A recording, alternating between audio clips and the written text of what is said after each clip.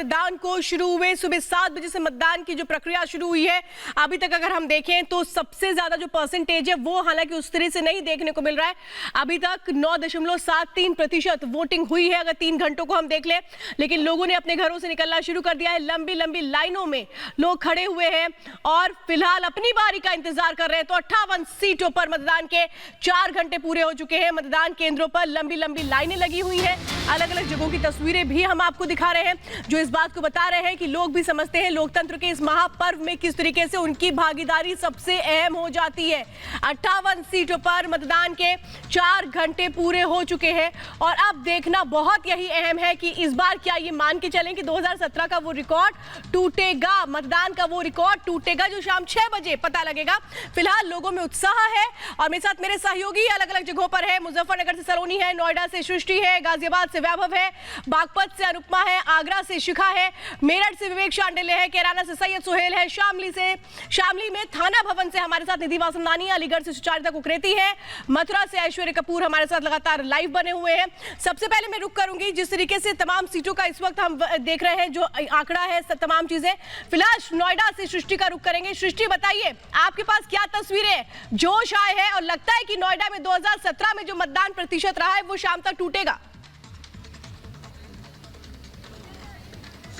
बिल्कुल श्वेता, जैसा आपने कहा कि क्या जोश आए हैं, सबसे पहली बात मैं नोएडा से ये बता दूं कि यहां पर स्थानीय प्रशासन की ओर से इंतजाम बहुत बेहतर किए गए हैं। सुबह के समय पर हमने जब डीएम सुहास अलवाई से बात की थी तो उनका यही कहना था कि हमारी प्राथमिकता यही है कि जब लोग मतदान करने अपने घरों से बाहर निकले तो वो बहुत आश्वस्त होकर और एक अच्छी याद लेकर यहां से जाएं। ये तमाम लोग हैं यहाँ पर मौजूद हैं। जैसे भीड़ बहुत ज्यादा इकट्ठा होती है, चूंकि कोविड नियमों का पालन करना है, वैसे ही लोगों को बिठा दिया जाता है। एक अच्छे इंतजाम यहाँ पर किए गए। तमाम लोग हैं, उनसे बातचीत करने की भी कोशिश यहां पर करेंगे कि किन मुद्दों के आधार पर वो यहां वोटिंग करने के लिए पहुंचे हुए हैं। तमाम महिलाएं भी हैं, घर का काम वाम निपटा के आप आ गई वोट करने के लिए। क्या मुद्दे हैं आपके, किन मुद्दों पर वोट कर रही हैं? मैं किसान आंदोलन, किसानों के मुद्दे पर वोट। Yes ma'am. आप बताइए सर, क्या मुद्दे हैं नोएडा के जिसके आधार पर आप वोट कर रहे हैं?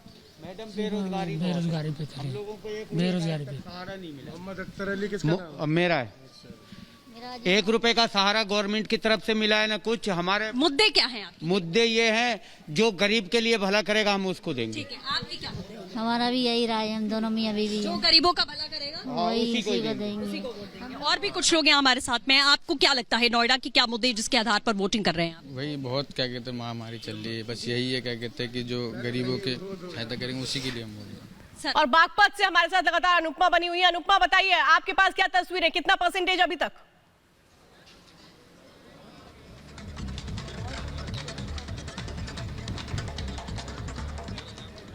अनुपमा, आवाज पहुंच रही है आप तक?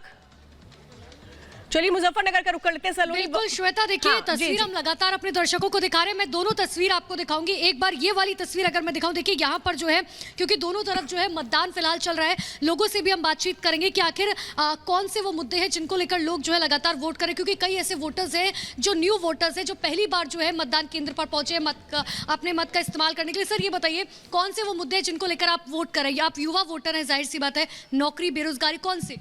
बस अभी तो वोट करने के बाद ही बताएंगे। नहीं, मुझे बताइए वो कौन से मुद्दे हैं, जरूरत है किस चीज़ की, समस्याएं क्या हैं आप लोगों की?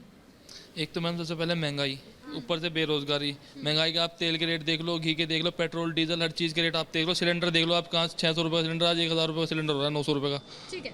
ठीक है, तो देखिए अलग अलग जो है मुद्दे हैं बिल्कुल, और यही तस्वीर हम दिखा रहे हैं। अलग अलग जगह हमारे रिपोर्टर्स लगातार मौजूद है। विवेक हमारे साथ मौजूद है। विवेक, वहाँ लोग क्या कह रहे हैं, क्या मुद्दे हैं, वहाँ की क्या तस्वीर है? बिल्कुल, यहाँ पे तस्वीरें हम आपको दिखाना चाहेंगे। ये इस वक्त हम यहाँ पर मौजूद हैं, ये सरधना है और सरधना विधानसभा क्षेत्र है।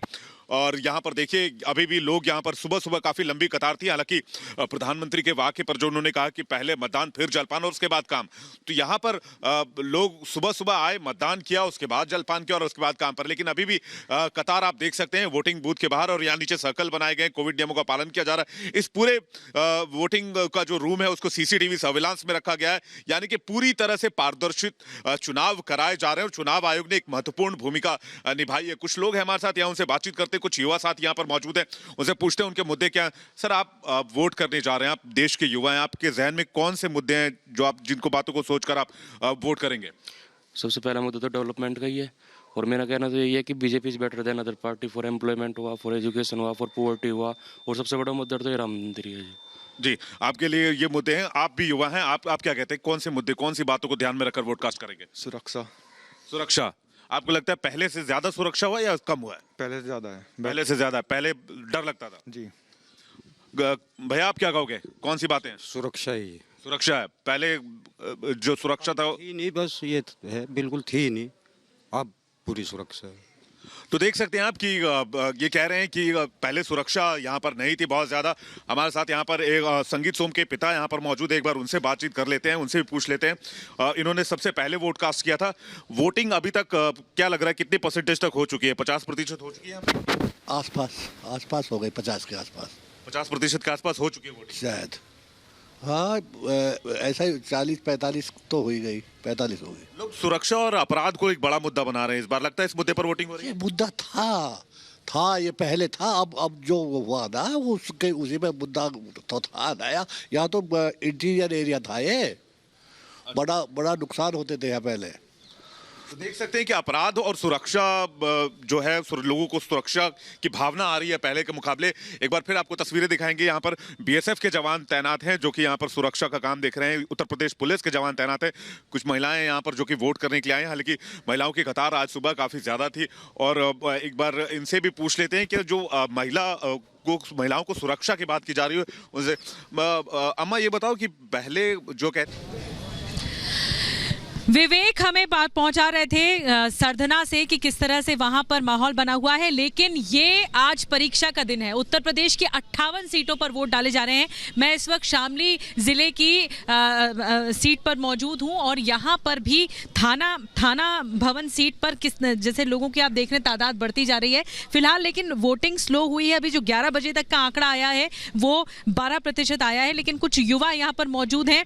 थाना भवन के मुद्दे क्या हैं? यहाँ से सुरेश राणा जो खुद गन्ना मंत्री रहे, वो खुद कैंडिडेट हैं, एक बार फिर से तीसरी बार आजमा रहे हैं अपनी किस्मत। तो क्या मुद्दे यहाँ पे तो जो है फिलहाल चल रहे हैं उनके, और बाकी आप युवा हैं तो युवाओं के क्या युवाओं के तो मुद्दे यही चल रहे हैं कि मंत्री को ही वोट दें। जिस आधार पर वोट करने आए हैं वो क्या मुद्दे हैं?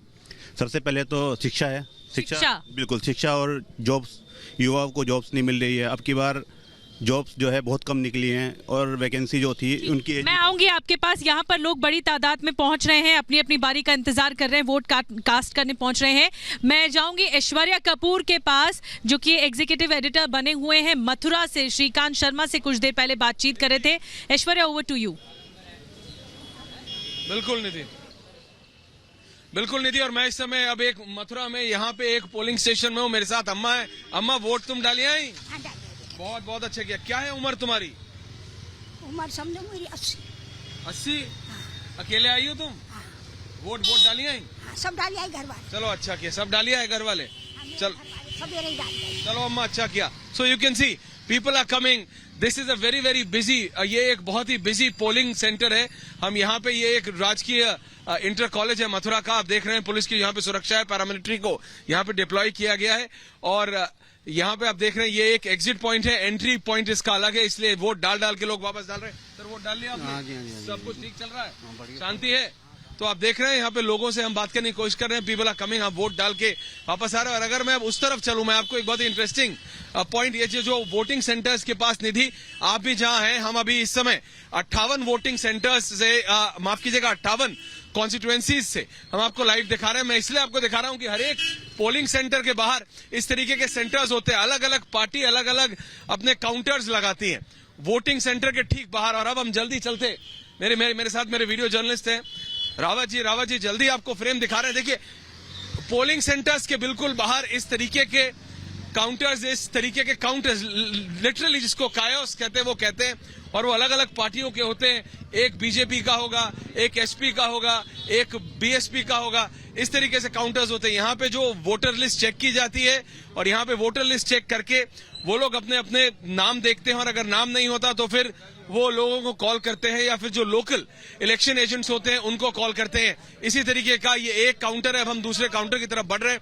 आप देखिए यहाँ पे लोगों का सारे लोग यहाँ पे मौजूद है। बीजेपी के हैं, एसपी, बीएस, तो सारे पॉलिटिकल पार्टीज लगाती हैं, लेकिन बाहर लगाती हैं। और यहाँ पे वो सब आके चेक करते हैं अपने अपने वोटर लिस्ट। आप देख रहे हैं एजेंट्स बैठे हैं, वो अपने लिस्ट चेक करते हैं और जो यहाँ से चेक करने के बाद फिर वो लोग वोटिंग सेंटर्स के अंदर जाते हैं और यहाँ पे फिर वो आते हैं। यहाँ पे है, वहां पे बीएसपी का है। आप देख रहे हैं इसी से कई लोग मतलब हिसाब लगा लेते हैं कि कौन सी पार्टी को कौन सा ज्यादा वोट पड़ रहा है। पर ये एक बहुत ही मतलब इंटरेस्टिंग होता है। हाँ भाई, खाना वाना चल रहा है चाचा? डाला नहीं डाला? डाल लिया है। कचौड़ी सही है? हाँ, सब्जी से खा रहा है? साग है, पूरी और साग है? पूरी और साग। बड़ी अच्छी बात है। वोट डाला नहीं डाला? डाल दिया, डाल दिया। बिल्कुल डाल दिया। वोट डाल दिया। क्या हुआ बताइए, क्या नेताजी डाला नहीं डाला आपने? बताओ। हम तो वोट डाल के आए हैं। ये लड़ाई मथुरा में जो लड़ाई है, धर्म और अधर्म के बीच में लड़ाई है, मान और सम्मान, अभिमान की लड़ाई है। मथुरा के ब्रजवासी अभिमान को तोड़ना चाहते हैं और सम्मान को जिताना चाहते हैं। ये इन ब्रजवासियों का 5 साल से जो असम्मान हुआ है, उस सम्मान को वापस करने के लिए एस के शर्मा जी को हम सब लोग अपना प्रत्याशी चुनने जा रहे हैं। और एस के शर्मा जी को 7 जात, 36 जाति, किसी धर्म का व्यक्ति हो, किसी मजहब का व्यक्ति हो, सब लोग उनको अपना वोट कर रहे हैं। बस शांति से करें, सबका वोट है ना।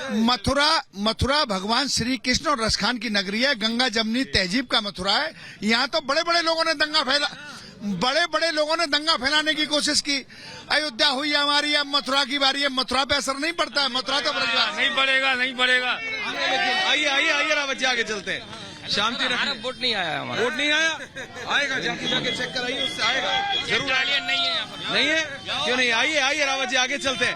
तो जैसे मैं कह रहा, इसी तरीके के सेंटर से, इसी तरीके के सेंटर। हाँ, आपने वोट डाला? बिल्कुल डाल लिया ना?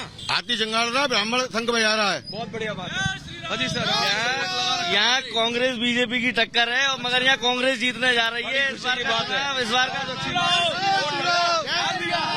कमाल खिला है, कमाल खिलाएगा। वोट डाला नहीं डाला? वोट डाला? वोट जरूर डालिएगा। वोट जरूर डालना है। वोट डाला तो देख रहे। बहुत अच्छी बात है भाई साहब। तो मैं यही कह रहा हूँ कि देखिए, ये ना इस तरीके के काउंटर्स बनाए जाते हैं। आइए रावत जी, इस तरीके के काउंटर्स बनाए जाते हैं पोलिंग स्टेशन के बाहर। और अब हमें एक ऐसे और कहा जी साहब? हाँ जी, हाँ वोट डाला। और कानून व्यवस्था के लिए, शहर का और प्रदेश की कानून व्यवस्था पर हम सब लोगों ने वोट डाला हुआ है। और जय श्री राम योगी जी के। वोट डाला आपने? बिल्कुल डाला। हाँ डाला, हमने ही वोट डाल दिया। वोट जरूर। सो मैं जो आपको बता रहा था कि इस तरीके के स्टेशन होते हैं, यहाँ पे आके पर्ची चेक करते हैं। मैं एक बार दिखाता हूँ। यहाँ पे आप लोग करते क्या है? जो अभी आप कर रहे हैं, क्या कर क्या रहे हैं? तो पर्ची निकाल लें वोटरों की। मतलब जैसे कि समझाएं, जगह ये आते हैं, ये मेरा नाम है तो मेरा नाम होगा अगर मैं यहाँ का रहने वाला हूँ। हाँ जी बिल्कुल होगा। नाम के हिसाब से पर्ची हम बनाते हैं फिर, और उनको देते हैं वोटरों के लिए। और अगर नहीं होता तो फिर? नहीं होता फिर मतलब दूसरी लिस्ट में देखते हैं, निकलवाते हैं। दूसरी लिस्ट में कह करके निकलवाते हैं। बीएलओ बैठे हुए हैं अंदर, उनके द्वारा निकलवाते हैं। उनके द्वारा हेल्प करते हैं। हाँ जी। अच्छा, तो वही तो मैं आपको बता रहा था, इसी तरीके के अलग अलग आ रहा हूँ बाबा, इसी तरीके के 4-5 बनाए रहते हैं। ये एक बहुत ही बिजी इंटरसेक्शन है। देखा आपने, सब बोल रहे हैं हमने वोट डाला। सो इसी तरीके से 58 के 58 कॉन्स्टिट्यूएंसीज में जहां पे आज वोट पड़ रहा है, ये बहुत ही सेंसिटिव लोकेशंस हैं। सिर्फ मथुरा ही नहीं, चाहे आप कैराना की बात करें, चाहे गाजियाबाद की बात करें, नोएडा की बात करें। अगर एक लॉन्ग फ्रेम देखेंगे, अगर एक लॉन्ग फ्रेम आपको देखें, मार्केट बंद है पूरी, लेकिन तब भी लोग अब निकल रहे हैं वोट डालने के लिए, आने के लिए। और यहाँ पे पूरा माहौल इस समय बना हुआ है। लोग कह रहे हैं हम वोट डालेंगे। बाहर नारे कुछ भी लगे, बात सिर्फ ये है कि सबको वोट डालना चाहिए। Back to you.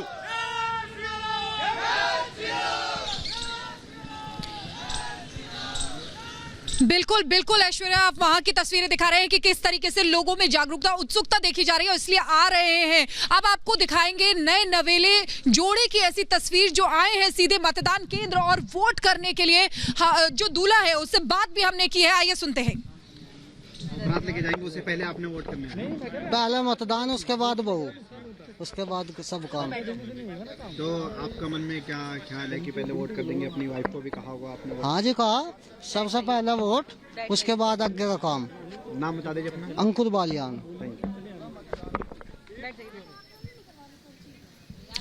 बिल्कुल शिखा, जिस तरीके की तस्वीर आपने दिखाई, यही लोकतंत्र की खूबसूरती है कि हमने सुबह से देखा है कि तमाम लोग बिना खाए पिए, बिना घर का काम निपटाए पहुंचे थे वोट करने के लिए ही। यहाँ पर भी आप लंबी कतारें इस वक्त नोएडा में देख रहे हैं कि तमाम लोग जो है, सुबह के वक्त इतनी लंबी भीड़ हमें नहीं दिख रही थी, लेकिन इस वक्त जैसे जैसे समय आगे बढ़ रहा है वैसे वैसे तमाम लोग यहाँ पर पहुंच रहे हैं। कुछ युवा कैंडिडेट्स भी यहाँ पर आए हुए हैं वोट डालने के लिए। आपका पहला वोट है?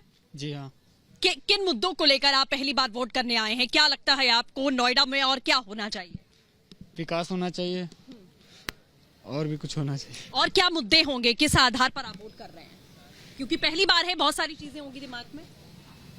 नोएडा में बहुत ये हो रहा है यार, नहीं बिल्कुल। चलिए, और भी कुछ लोग यहाँ पर हमारे साथ में हैं। आप बताइए किन मुद्दों को लेकर आप वोट करने आए हैं, क्या कुछ दिमाग में?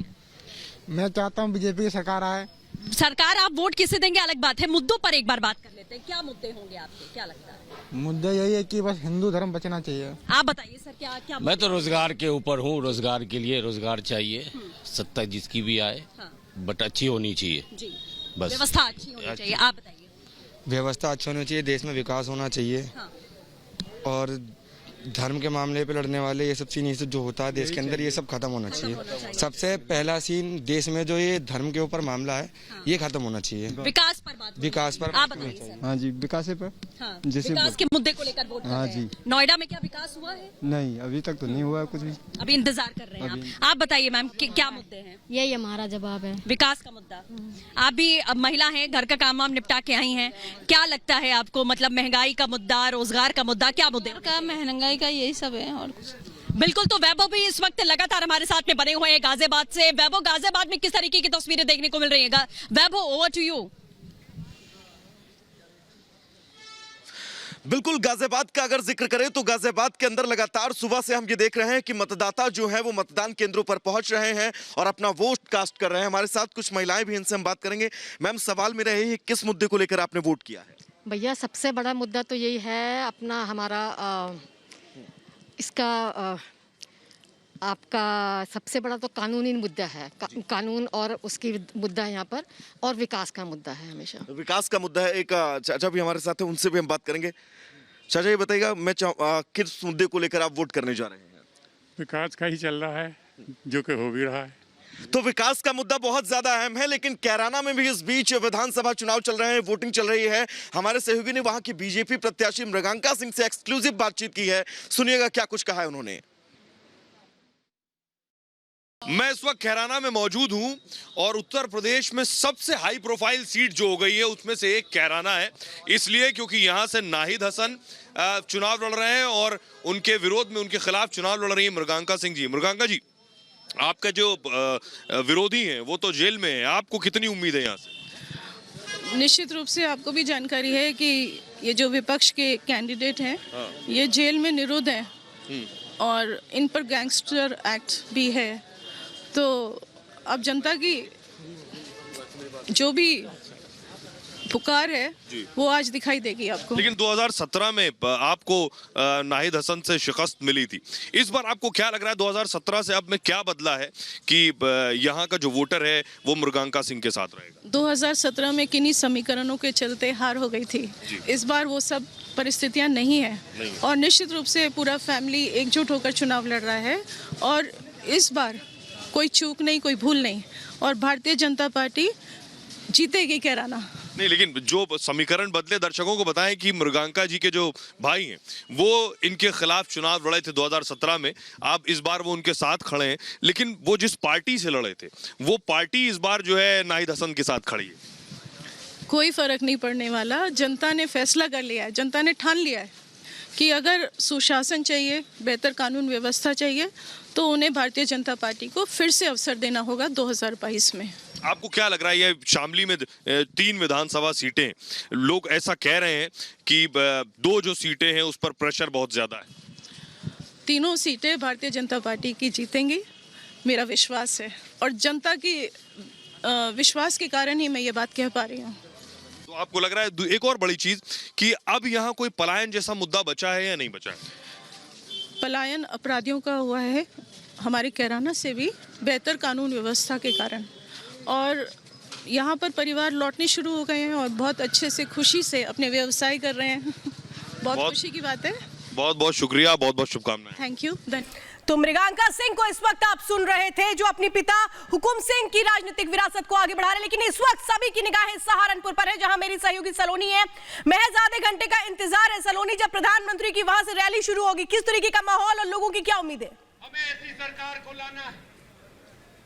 बिल्कुल श्वेता, देखिए सहारनपुर की ये सीट बहुत अहम हो जाती है। पश्चिम में यूपी की आखिरी ये शहर है और इस पर कब्जा करना चाहती है भारतीय जनता पार्टी। और यहाँ पर आप देख पा रहे हैं लोग खचाखच भरे नजर आ रहे हैं। और देखिए कटआउट्स, योगी और मोदी के कटआउट्स लिए लोग पहुंचे हुए हैं। मंच पूरी तरह से तैयार है, लोगों की भीड़ यहाँ पर पहुंची हुई है प्रधानमंत्री को सुनने, क्योंकि पहली फिजिकल रैली उनकी होगी है, क्योंकि बिजनौर वो नहीं पहुंच पाए थे। मंच की तस्वीरें वकार अब आपको दिखा रहे हैं। मंच पूरी तरह से तैयार है। योगी आदित्यनाथ और प्रधानमंत्री नरेंद्र मोदी यहाँ से दौड़ते नजर आएंगे और जनता पहुंची हुई है सुनने।